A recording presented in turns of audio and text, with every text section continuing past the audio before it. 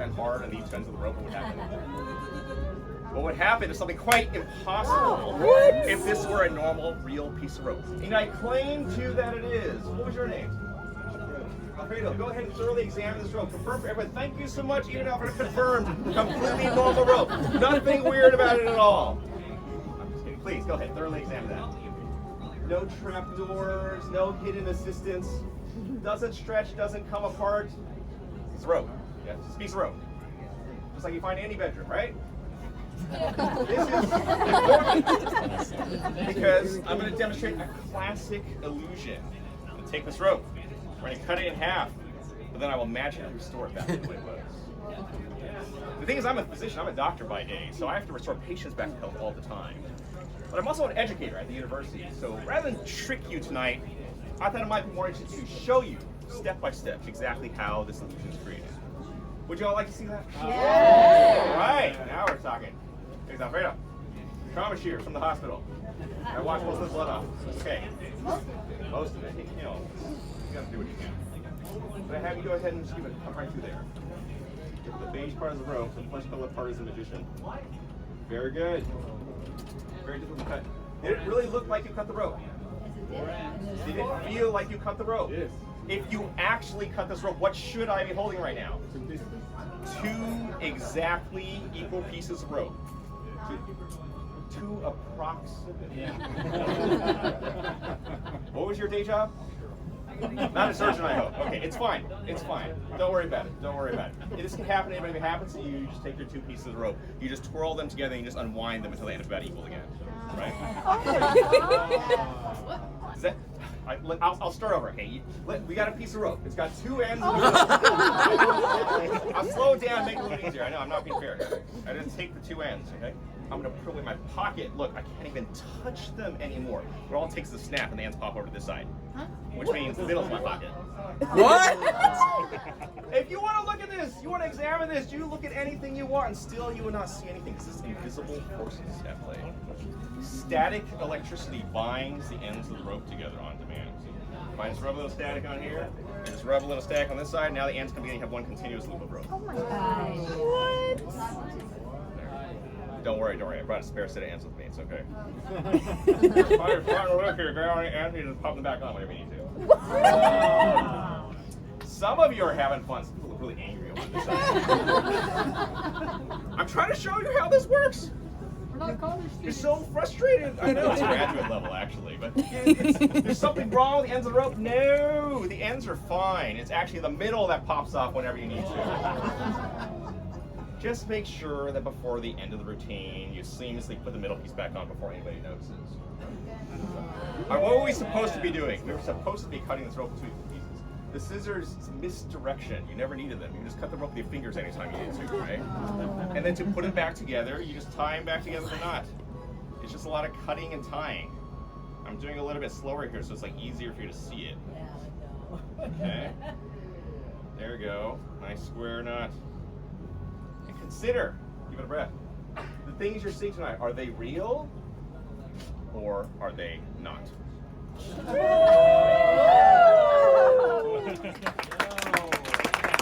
at that. What? I think we're having conversations. It was actually very difficult. I'm actually a medicine doctor. I don't know how to use conversations very well. Ask the ER doc or surgeon.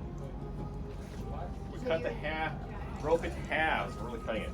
What if we cut the halves into fourths? The fourths into eighths? Oh, okay. Oh, great, you guys. You know your fractions. You cut the eighths into little pieces.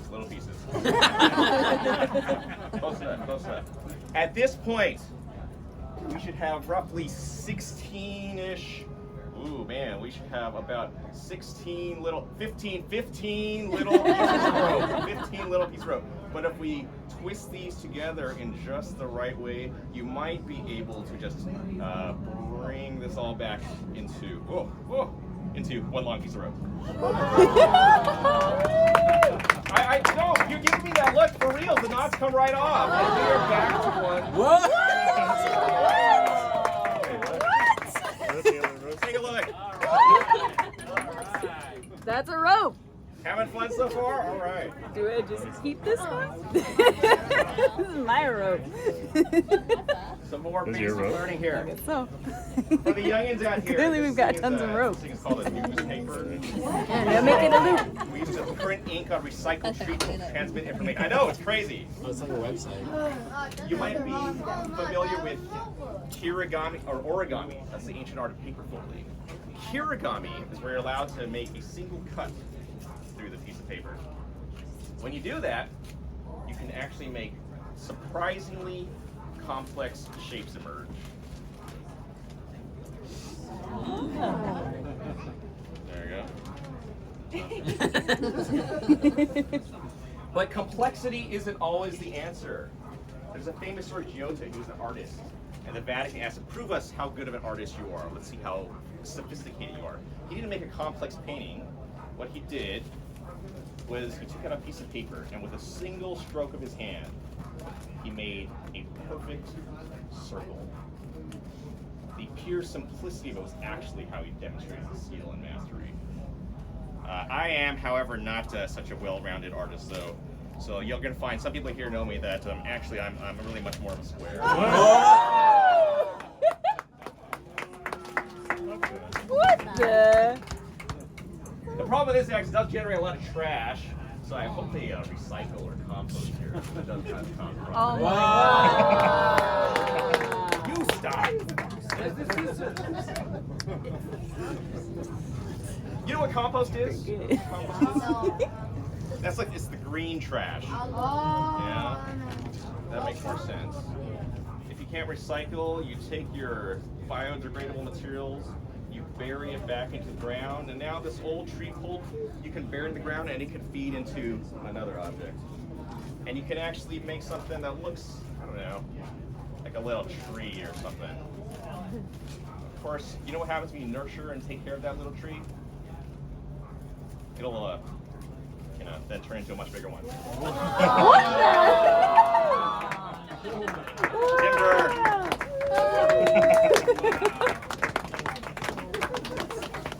The kids love it for some reason. I don't know. That is so I'm cool. doing miracles. They just want to play with the tree.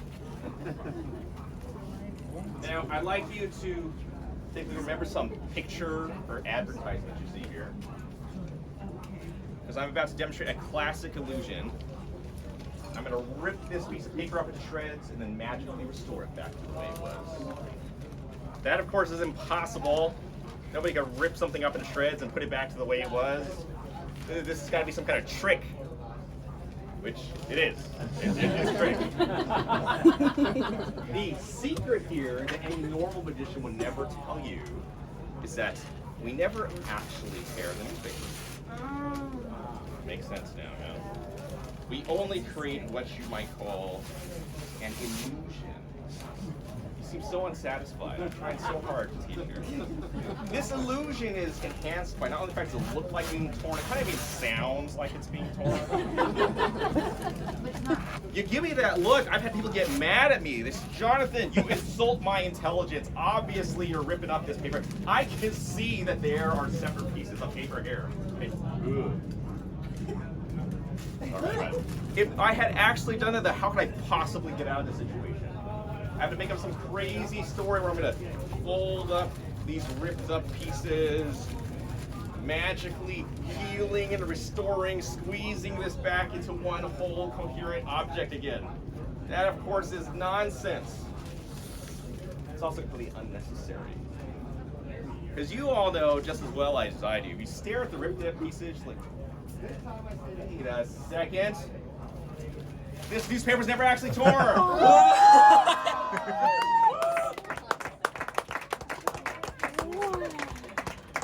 Skeptics out there, take a look for yourself. It's got the same pictures. It's got the same advertisements. No indication that this newspaper has ever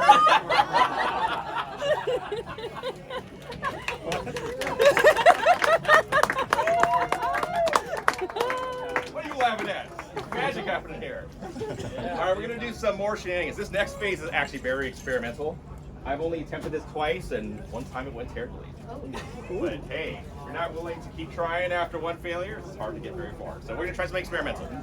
You know, magic is really about creating an illusion for your mind. Mentalism is this kind of a mind-reading effect. It's about influence and subtleties. It's a very different skill. I'm not very good at it, but we're gonna try something. So toss this balloon out to get a random person. Well, that would be random if you raise your hand, but okay, your check's in the mail. Just keep playing along. You're doing great. Okay. What was your name? Lewis. Lewis, be prepared because I'm about to read your mind. Your mind.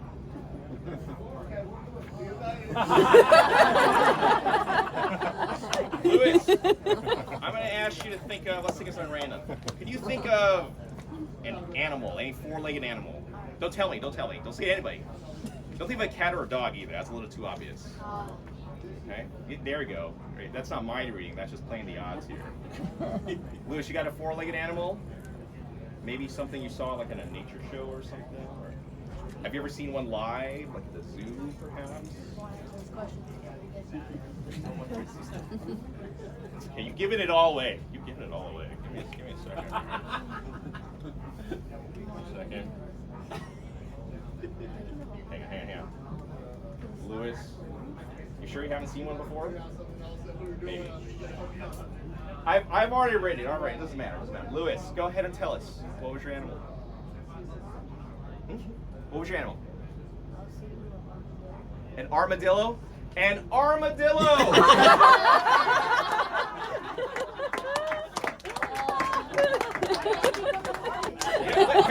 Hey, I'm trying to mind read. I just said good art, okay? Who wants to pour that balloon out here? Let's get somebody else in here. Jeez. Oh, not to me. Somebody grab the balloon. That is yours. Okay. You got it? What was your name? Mackenzie. Mackenzie, nice to meet you, Mackenzie. Let's try something different. You know, I'm actually a doctor by day. That's shocking, I know. Let's maybe a topic that's more my field. Can you think of a disease diagnosis that anyone would recognize? Yeah? You thinking of one?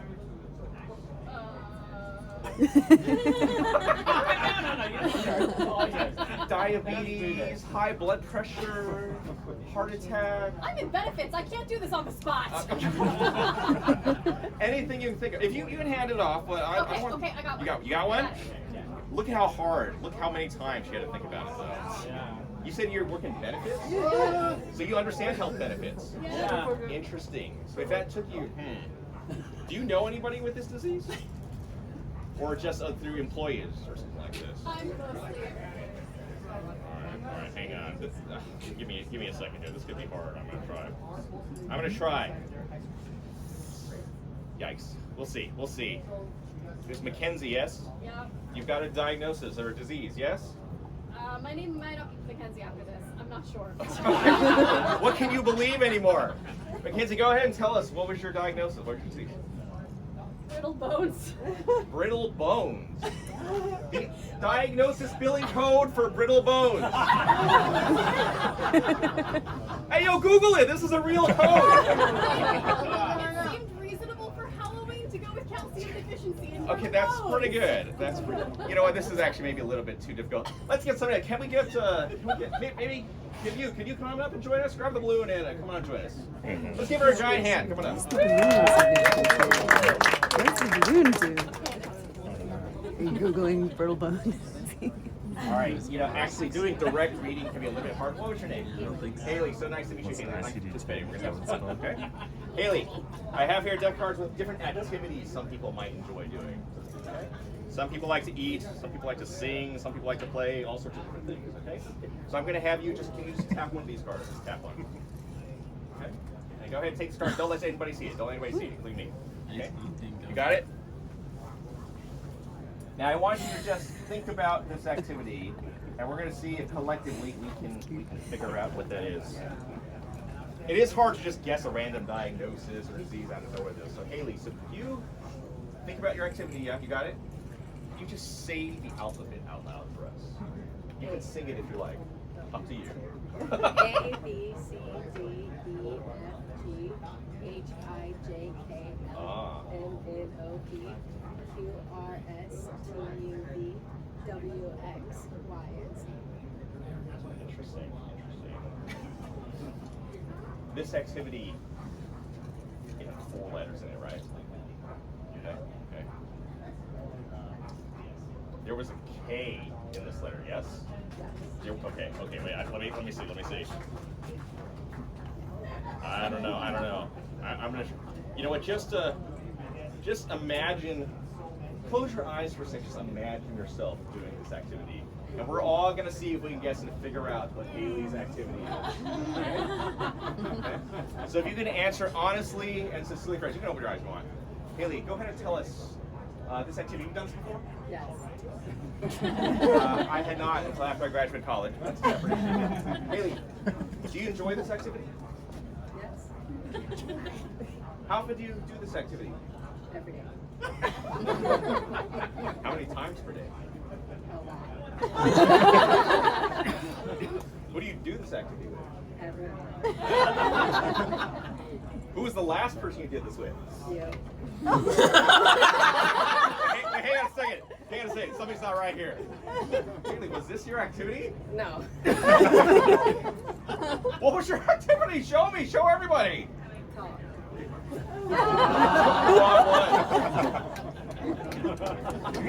I can tell you what. So go ahead, and if you could open this up and read us for everybody what it says.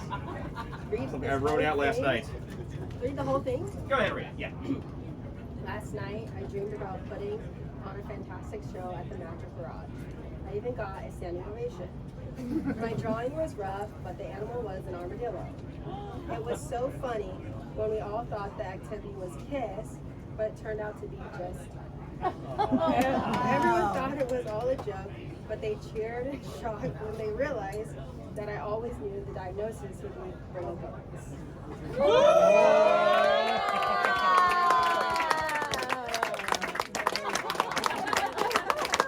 Shenanigans. You are not good. What? You're awesome. What is this? Shenanigans. Haley did it all. Good job. Checks in the mail. Good job. Let's see here. All right, I'm going to do one last main phase here. Oh, we're doing great on time. Let's see where we're at. In here, I have the most popular toy and puzzle in history. That would, of course, be the Rubik's Cube, yeah? All right, I don't have a table, but here, we'll make this work. We'll make this work. Everyone's like played with one of these before, yeah? Of course, many times. Not that many people solved it though, right? 43 coincident possibilities. You need to have like different special techniques if you have to solve it. I'll try to do one side too, okay? This could be hard, but if you watch close, don't blink, otherwise you miss the moment it got solved. Now, I know what you're thinking. I see she's looking at me so screwed. She doesn't like it. What's going on? It's going to be a trick cube. Are there rubber bands in here? Is there a motor or something? Like, no. What, does it have a reset switch where you just like flip the side and it just solves itself?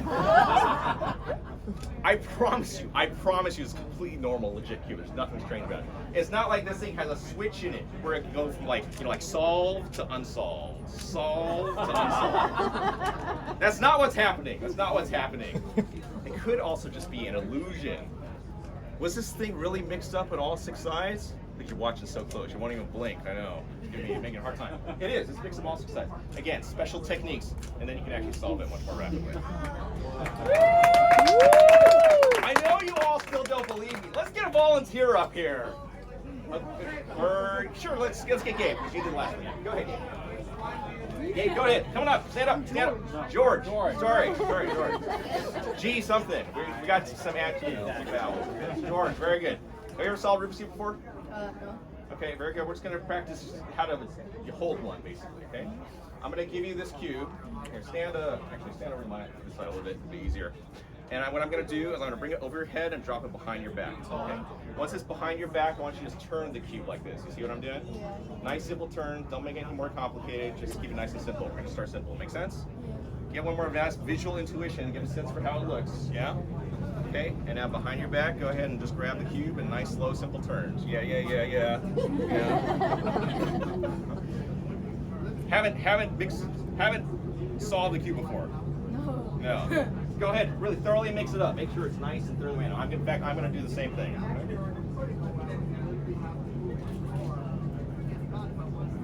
Who here is trustworthy? Nobody. What was your name? Rosa. Can you hold on to this bag? Guard it with your life. Don't let anybody touch it. Keep on going. Man, I Go, need one George. of these cubes.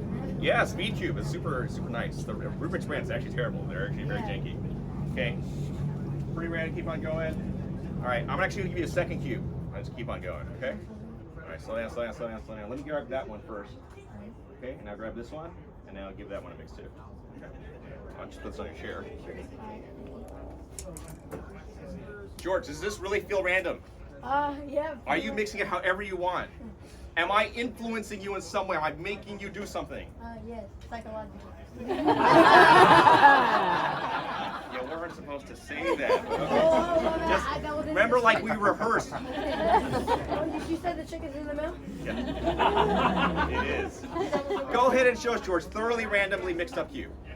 Thoroughly randomly mixed up cube. Yeah? Does anybody have any doubt that this is a thoroughly randomly mixed up cube? No doubt. No doubt. Any doubt? Give that a few turns just to make sure. Or does that look normal? Whoa, I didn't say like turn it that much. Okay, that'll be fine. Hang on here for a second. The thing is, I'm going to demonstrate how I'm solving the cube. There's several techniques you have to learn. Let's start with just the standard one. 43 quintillion possible configurations. You brute force trying to solve a cube. It literally would take you longer than the history of the universe. Oh, there's no light. It's hard for me to see. The thing is, what you want to do is break it down into sub-problems to make it a little more manageable. Right? I'm actually just trying to solve the blue face right now is what I'm doing. Don't worry about solving everything at one time. You'll be overwhelmed. If you do that, things become a lot more attractive. Okay, almost on to the second row, see? 2 rows. The real hard part is how do you solve the third row without messing up the first 2? You need structure, you need process, you need algorithms. There's no other way to do it. But if you can do that, you can break down even a very complex problem with a systematic solution. Oh my God. That's good. But then again, he's like, whatever, I saw a YouTube video, they did that. Anybody here solve Rubik's Cube before? No. There you go. How long did it take you to learn? Couple hours. Couple hours. That's pretty good. It's going to be a couple weeks. The thing is, there's a standard solution. Go online, YouTube, instruction manual. Practice a few hours. Anybody can do this. In real life, George, there is no standard instruction manual that tells you what to do. You have to adapt to who knows whatever crazy situation you just walk into. George, can you grab that cube and just hold it up just so I can see it? Show me the back side of it. Yeah. Slow down. Show me the bottom side too. Slow down. If you can adapt to what happens on the fly, you might be able to match one side of the cube. You know what's better than matching one side? All the sides. How about matching 2? How about matching 3? How about matching 4? How about matching 5? How about matching all 6 sides perfectly matched? Wow. Thank you. Thank you for that applause. People are a little confused. And then again, like you're literally showing me the cue. I'm just doing it right in front of you. You're showing me it. This is just skill, practice, observation. 2 hours of my life down the drain. I'm not coming back. Actually, like 2 weeks for me. That's not magic per se. Do you know what would be impossible? Do you know what would be impossible? Rose up. You've been holding that bag this whole time. Has anybody gotten in there? Are you a plant in the audience? Did we set something up beforehand? Tell them no. Okay, fantastic. Go, George, grab the bag from Rosa and pull out what's inside of there. What are the chances? What are the chances of the cube that George mixed up? Or to match one of the sides of the cube that was in the bag? Wow. What if it matched on 2 sides, 3 sides, 4 sides, 5 sides, all 6 sides, perfectly matched? How about a hand for George? That was crazy! Thank you so much, George. You have a seat. There you go. Don't tell him, eh? You're doing great. All right, we'll see what happens here. We're gonna do one last phase here. Oh, by the way, this is an empty cube. Empty bag. You can see for yourself. It's a paper bag. Feel free to come and check it if you want. Rosie, did you rig this bag in some way? Do some kind of trickery? It's a paper bag. It's a paper bag. All right, this next phase is legitimately extremely difficult. There's a fair chance that I will mess this up, which will result in catastrophic failure and unrecoverable error. If you're not willing to accept the possibility of failure, you don't give yourself too many chances to succeed either, so we'll see what happens. All right. All right, George, what do you do here?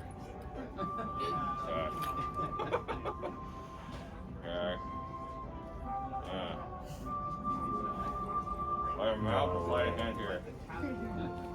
Okay, I don't know. We'll see. All right, left close. We'll see.